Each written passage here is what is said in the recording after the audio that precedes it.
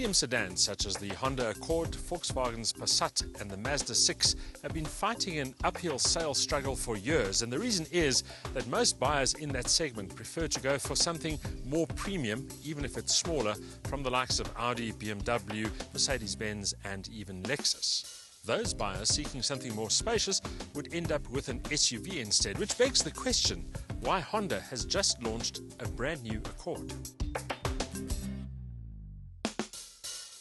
Honda here reckons that the Accord no longer competes against the German luxury brands.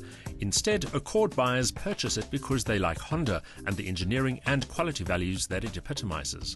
Accord sales volumes may be relatively small in South Africa, but in global terms, it's Honda's best-selling passenger car. It's also one of America's most popular vehicles and the best-selling sedan among private buyers.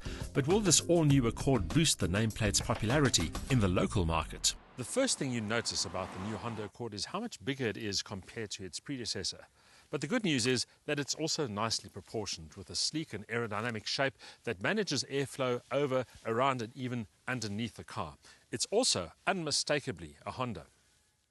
While previous Accords sold in South Africa were European spec cars, that so-called Euro Accord is no longer produced, and the new model is actually the larger US market Accord.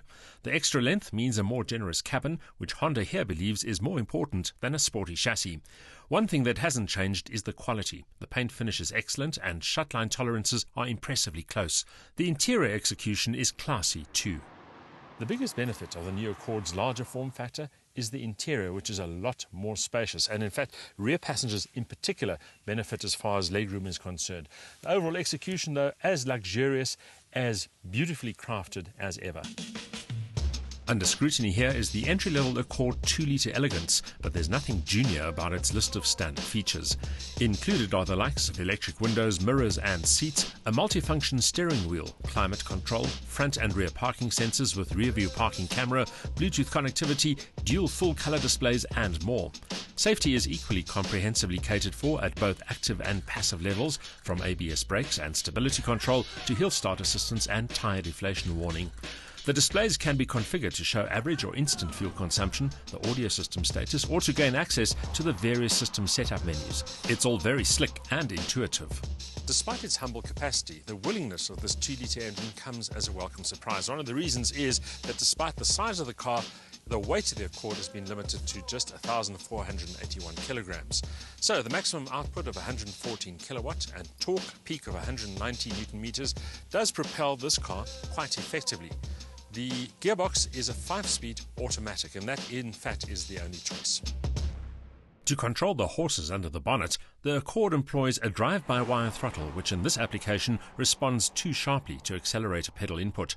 Perhaps Honda's engineers were intent on ensuring that the Accord should feel responsive, but instead the gearbox gears down too eagerly and chases up the engine revs unnecessarily. One way to overcome this would be to operate the gearbox in manual override, but the 2-litre Accord has neither shift paddles nor a sequential gear shift selector, so you're left at the mercy of the gearbox. A 2-litre engine in a big car like the Accord means that this vehicle is not exactly a rocket ship, but it's not that bad either. In fact, it always feels more willing and more eager than the 11.8 second 0 to 100 time suggests. Top speed 200 kilometers an hour, and for once the fuel consumption pretty impressive too. In test conditions we've averaged about 7.7 litres per 100 kilometers. Handling is confident despite slightly more forgiving damper settings, which aids refinement but tends to soften reactions. And while the electrically assisted power steering has ample weight and never feels over-assisted, it could do with more feedback.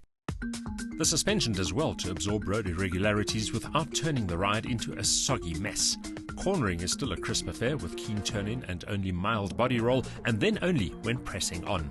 With a larger, somewhat softer and certainly more refined execution, Honda is trying to establish a very specific and different niche to other D-segment models for its new Accord. This entry-level 2-litre model has a lot of kit, a lot of space, and a certain sense of luxury about it. And considering that it costs less than 400,000 Rand, value is part of that equation as well.